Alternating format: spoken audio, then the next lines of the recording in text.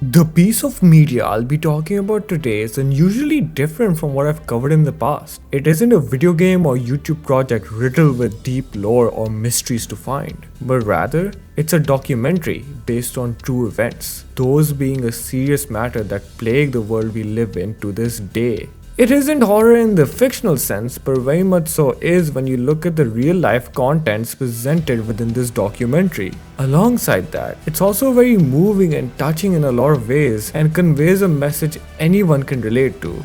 Also, it was made by this guy Markiplier, so I guess that's pretty cool. So, join me as we look into what makes Markiplier from North Korea so intrinsically beautiful despite the sadness presented within it, an aspect that even adds to the core message of it all. And to be clear, despite having his name in the title, this isn't about Mark. So therefore, this is not clickbait. It's not clickbait at all. No. It's a perfectly valid title. I am not from North Korea, but my heritage can be traced back. Firstly, I'd just like to take a short moment of this video to talk about the experience of watching it live. I couldn't really discuss it anywhere else, so it didn't fit a specific part of the video, so I'm just gonna throw it in here. But I'd just like to say I never heard of this website called Moment before the documentary had been announced, so I didn't really know how the premiere would work. But I was pleasantly surprised to see just how well it was all coordinated, since it was on a completely different platform, and because of the price as well. They want a lot of people in chat, so that meant it wasn't bombarded by 1,000 messages per second. This allowed me to actually enjoy the live premiere and talk to all the fans as they reacted to what was being played on screen. What was even more surreal was the Q&A afterwards, where Mark and his mom went into more depth about the documentary. It was extremely heartwarming to see the reaction to what they had produced right after everyone had seen it. This has never happened with any of Mark's content since the explanation live streams happen a week or two after the project is unveiled. So it was just a fun thing to be part of. And it was just fun to see them go into more detail about the stories within the documentary. Anywho, there's not much to discuss with this aside from my excitement for it, so let's just continue on with the rest of the video. For those unaware, Mark is half Korean, and so, to start off with the synopsis, Markiplier from North Korea retells the story of Mark's family heritage that had once thrived in, guess what, North Korea, and goes on to detail how his grandfather and his brother escaped from there when the social climate began to shift into unsteady and dangerous territory. As his mom puts it herself, in a way the story does end up talking about Mark as well, since it's how the events that had transpired through his family before him that allowed him to even be born in the first place. So it's no surprise that his birth is presented as big of a miracle as it is. The sorrow starts to take a heavy toll on themes in this documentary from the very beginning when going over how the initial escape from North to South Korea even came to be. I'll let Markiplier take over this for a second. But my grandfather, he was up before the Korean War. He was up towards the north border of what is now North Korea. He was from a wealthy family that owned land. And then he started to get rumors, that the Korean War was going down. So his parents sent him and his brother south to run. If the sons stayed, they would be recruited for the army and then sent off to war and die. So they sent sons south. And my grandpa and his brother ran, right as they got across the border, war broke out, and just lived in complete poverty, homelessness, struggling, lost his brother because he went back up to try to find family, never came back. And he basically was like, I don't want to live anymore. All my family's gone, all of them.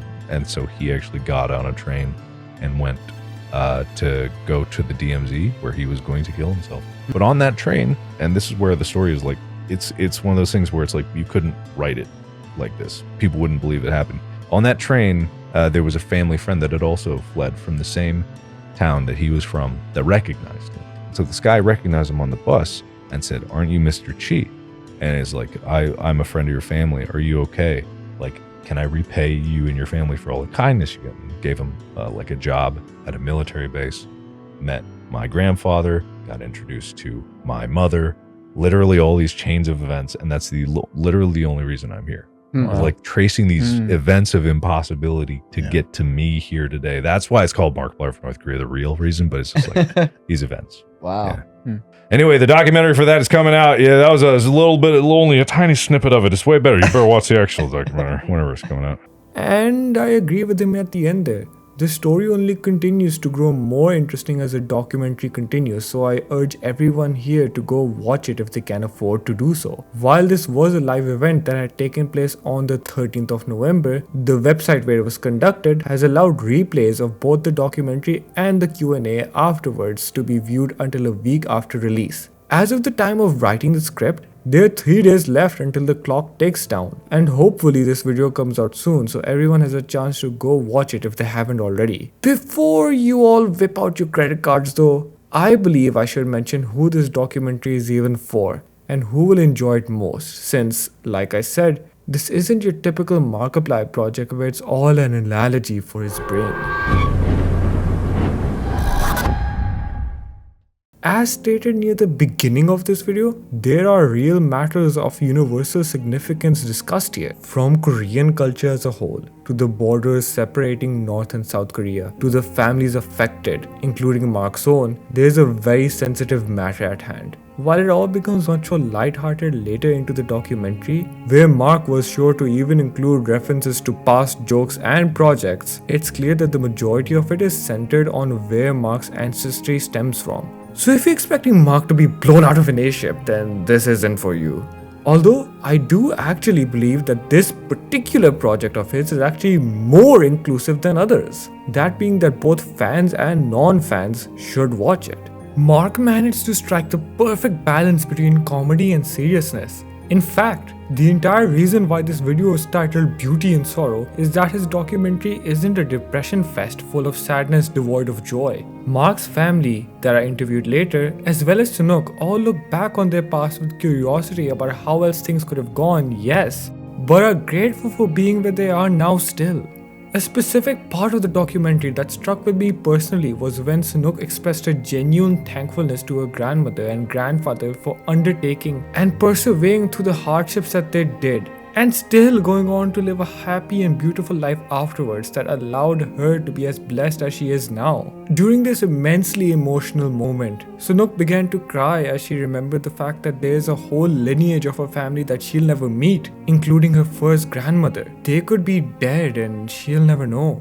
But it's through their sacrifice that this part of the family has a chance to go on. It's saddening, but they don't choose to look at it that way. Near the end, the final message that is approached is of family and how this one has survived through everything together. It lets us know how important our past is and how often we give it less credit than it deserves. After all, we can't appreciate what we have now or look to what we'd like to be in the future if we aren't truly aware of what we came from. At the end of the day, this documentary is about family heritage and how, whether you like it or not, you are connected to it. Similar to Unus Annus, it's about accepting what is true and what will always be true whether you like it or not. Some people don't have the luxury of having great or good families, but that still doesn't mean that they don't exist. You can ignore it all you want, but there comes a time where you have to reflect on that part of yourself as well. Your culture, your history, your past all exists within your family, and whether you look into it or not, it'll be there. So why not give it a try and see what you find? See how you relate to those of your past that have struggled just as much as you may be struggling now. This is why this documentary is important, and it's why I want everyone to give it a watch if they can as well.